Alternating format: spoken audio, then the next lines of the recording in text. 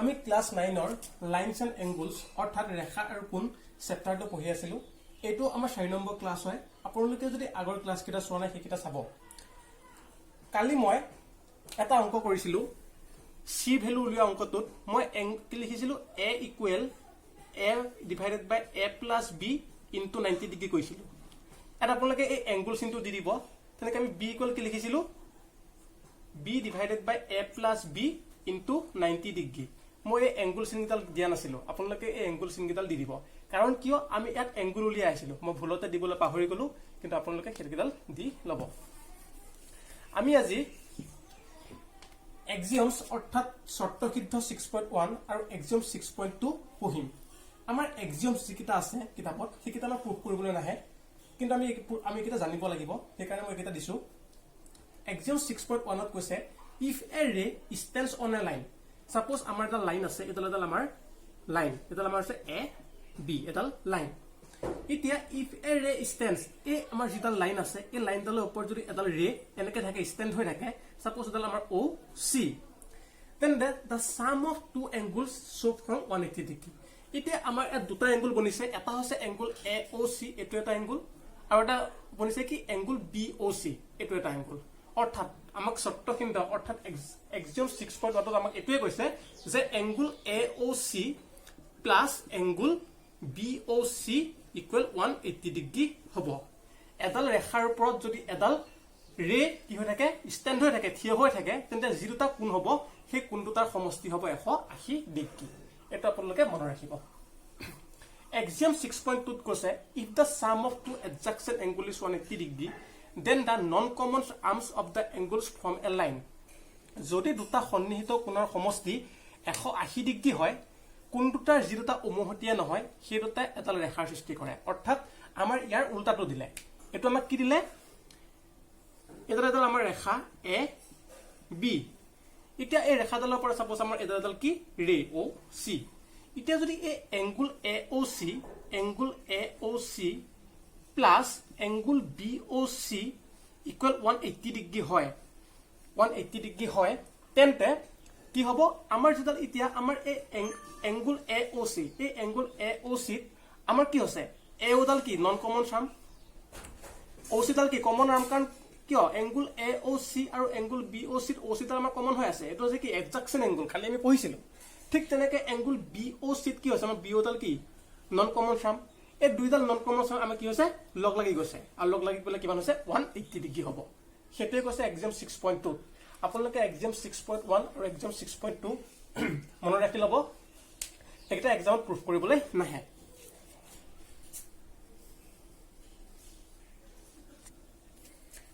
এতিয়া আমি exercise 6.1 3 number কুৱেশ্যনটো কৰিম। মই কালি এক্সাৰসাইজ 6.1 2 নম্বৰ কুৱেশ্যনটো কৰিছিলো, অৰ্থাৎ 1 নম্বৰ আৰু 2 নম্বৰ কুৱেশ্যনটো আমি কৰিলো। এতিয়া আমি 3 নম্বৰ কুৱেশ্যনটো কৰিম। আমাৰ 3 নম্বৰ কুৱেশ্যনটো দিছে ইন ফিগ 6.15, এইটো 6.15 ৰ ফিগ হয়। এংগল পি কিউ আৰ, আমাৰ যেটো এংগল পি কিউ আৰ, এই এংগলটো equal angle P R Q, এই এংগলটো আমাক কি দিছে সমান বুলি দিছে। তেন্তে প্ৰমাণ কৰিব দিছে যে কি এংগল পি কিউ এছ, এই এংগলটো ইকুৱেল এংগল পি আৰ ই, এংগল পি আৰ ই। এক মিনিট মই চাই লৈছো, পি আৰ টি, সৰি এইটো মই পি আৰ টি হ'ব লাগিছিলে, পি আৰ টি, এইটো কি হ'ব P R T, P R T আমাক এইখিনি কি কৰিব দিছে প্ৰমাণ কৰিবলৈ দিছে। এতিয়া আমি সলিউশন কৰিম। সলিউশন এতিয়া আমাক গিভেন দিয়া আছে, given angle P Q R equal angle P R Q, আমাক এইটো কি দিয়া আছে গিভেন আছে। We have to prove that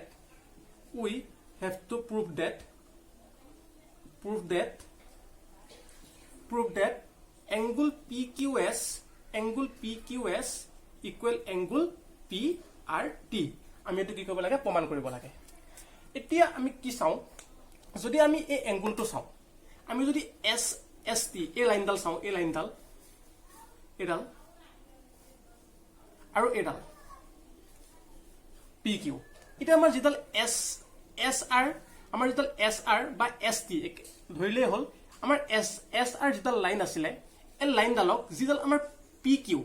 ৰেডলে কি কৰিলে দুটা ভাগ কৰিলে এটা কি PQS এংগল PQS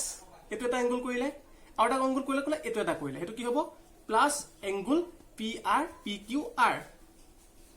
এটা মিলি পেলে কিমান হ'ব 180 ডিগ্ৰী হ'ব কাৰণ লিনিয়াৰ পেয়াৰ অফ এংগল ঠিক তেনেকে আমি যদি এডাল লওঁ PR লওঁ এডাল লাইন লওঁ কি হ'ব এ দুটা এংগল বনি আছে এটা কি PRT এটা বনি আছে কি PRT angle PRT plus angle PRQ equal 180 degree এটো কি হ'ব লিনিয়াৰ পেয়াৰ অফ এংগল এটা আমি যদি এটো ইকুৱেচন নম্বৰ 1 দিও এটো ইকুৱেচন নম্বৰ 2 দিও এটা 180 ডিগ্ৰী ডিপেন্ড আছে গতিকে আমি কি কম পালো ফ্ৰম ইকুৱেচন 1 and 2 we get কি পাম angle PQS plus angle PQR equal angle PRT plus angle PRQ আমি এটা ইকুয়াল বুলি দেখাব পাৰিম কাৰণ দুই পিনে 180 ডিগ্ৰী আছে এতিয়া ইমপ্লাইজ কৰিলো angle PQS plus angle PQR কল আমি কি লিখিব পাৰো angle PRQ বহাই দিলো angle PRQ equal angle PRT plus angle PRQ এটা এপিনে আছে angle PRQ এপিনে আছে angle PRQ দুইটা কি হ'ব ক্যান্সেল আউট হৈ গল এটা কি হ'ব angle PQS equal angle PRT আমাক যেটো কি কৰিব দিছিলে প্ৰুফ কৰিবলৈ দিছিলে এটো হৈছে আমাৰ প্ৰুফ হেন্স প্ৰুফ বহুত ইজি হয় খালি linear pair of angles condition দুটা এপ্লাই কৰিলে হৈ যাব আপোনালোকে এটো কৰি লব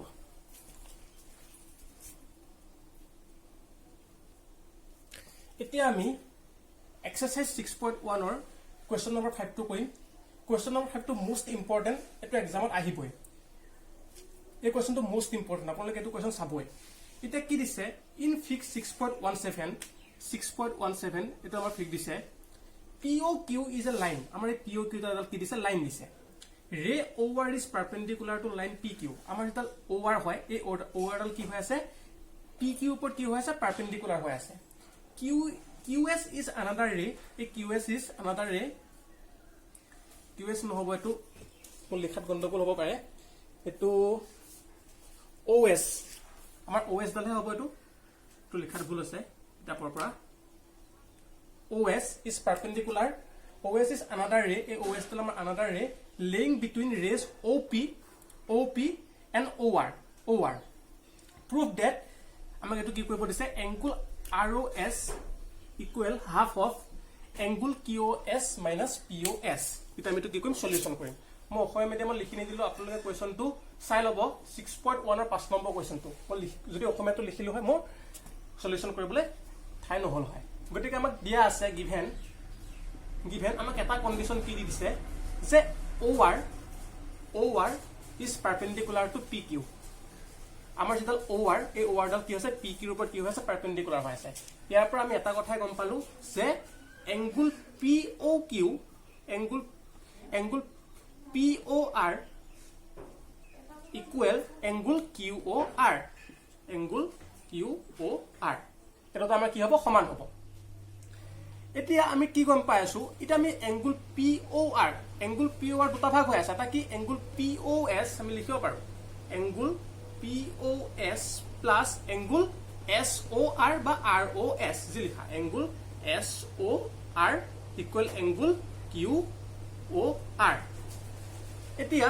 আমাক কি লৈছে ROS দিছে কিন্তু আমি কি পাছো SOR গতিকে আমি এৰেঞ্জ কৰি লওঁ angle POS plus angle ROS equal angle QOR আমি এখিনলৈকে পালো এটো কি কৰিলো আমি এৰেঞ্জিং কৰিলো এৰেঞ্জিং এতিয়া আমি কি কৰিলো আমাৰ এটো ভালকে মন কৰিবা আমাৰ এটো আছে এনেকে আছে কি আছে QOS আমি মই এই পাৰ্টটো কথা কৈ আছো মই কি হৈ আছে angle QOS আৰু কেনেকৈ আছে এটো পাৰপেন্ডিকুলাৰ আছে এটো কি আছে অ কিউ এনেকে আছে এতিয়া যদি মই এই দুটা যদি মই কি কৰো মই যদি এংগুল কিউ অ এছ উলিয়াও কি হ'ব angle Q O S equal কি হ'ব angle Q O S equal কি হ'ব S O R plus angle R অ কি হ'ব এই দুটা যোগ কৰিলে আমি কি পাম এইটো এংগুল আৰু যদি আমি এইটো এংগুল যোগ কৰোঁ আমি গোটেই এংগুলটো পাই যাম সেইটোৱে আছে এতিয়া আমাৰ কি আছে এংগুল কিউ অ আৰ আছে এংগুল কিউ অ আৰ আছে আমি যেতিয়া এংগুল কিউ আৰ কি কৰিম আমি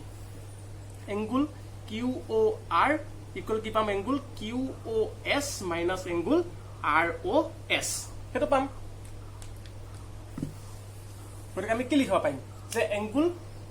এইটো কি আছে angle Q O R equal আমি কি পাম angle Q O S minus angle R O S therefore implies কৰিলো angle P O S plus angle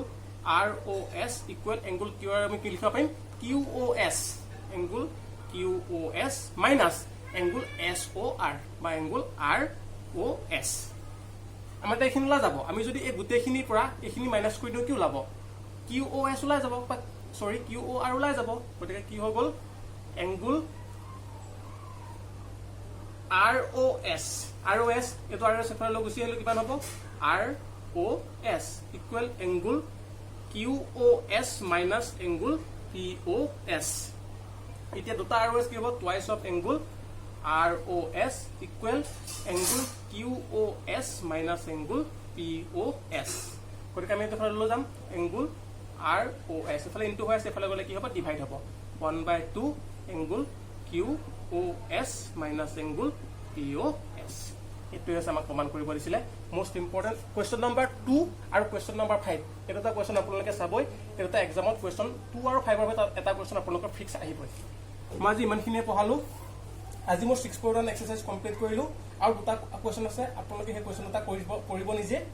আৰু কিবা যদি নোৱাৰে মোক কমেন্ট সেকশনত জনাব মই কাইলে corresponding angle alternate interior angle alternate exterior angle কি সেইবোৰ পঢ়াম ইয়াত যদি কিবা সুধিব লগা থাকে আপোনালোকে কমেন্ট সেকশনত জনাব আৰু চেনেলটো আপোনালোকে সাবস্ক্ৰাইব কৰিব